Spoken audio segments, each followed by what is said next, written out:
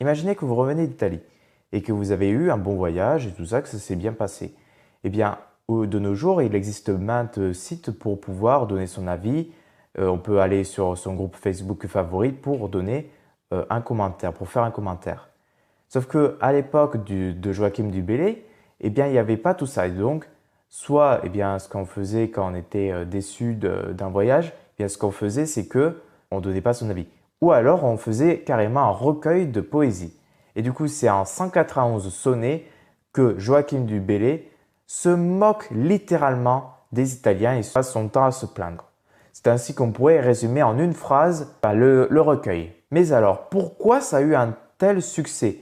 Pourquoi et dans quels moyens, sous quelle forme, et plus précisément, qui se moque de qui se moque Joachim du Bellay dans ce recueil? C'est la question à laquelle je vais répondre dans cette vidéo. Et d'abord, on voudrait savoir plus précisément pourquoi Joachim du Bellay a-t-il écrit Les Regrets? Eh bien, tout d'abord, on pourrait dire que Joachim du Bellay est originaire de la région d'Anjou et il part avec son oncle Joachim du Bellay, Jean du Bellay, en 1553. Jean du Bellay est un cardinal et donc il se rend à Rome pour voir le pape et Joachim du Bellay l'accompagne en tant que secrétaire et intendant.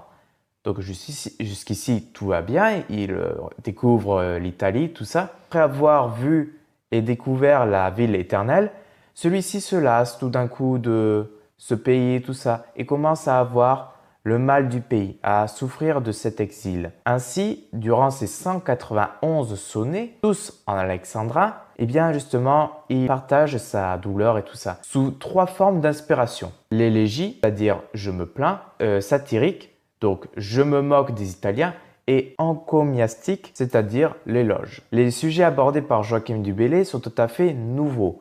De même, la forme en alexandrin, bien que pétrarchiste, donc pétrarchiste, ça vient de Pétrarque, c'est-à-dire une forme plutôt assez classique, eh bien, c'est le fait que, enfin assez classique, c'est pas tout à fait ça le terme que, sous une forme de Pétrarque. C'est-à-dire, au lieu de louer l'amour d'une femme, eh bien, lui, il va louer l'amour de son pays natal.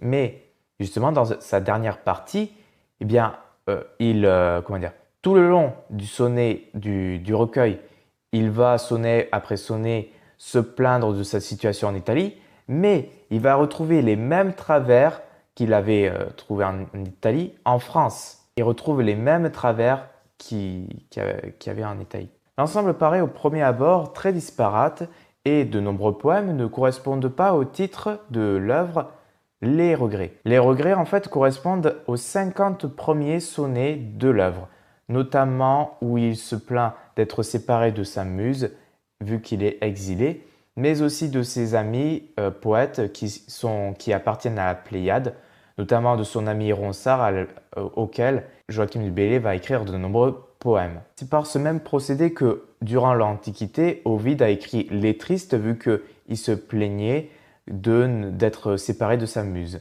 Joachim du Bellay, par ce procédé-là, il s'inspire des poètes antiques. Ensuite, on passe de l'élégie à la satire. Donc, de qui se moque-t-il en particulier? On a dit qu'il se moquait des Italiens, mais de qui précisément? Donc, il se moque en premier lieu des papes, des femmes et des Romains, en règle générale, surtout de ceux qui habitent à Rome.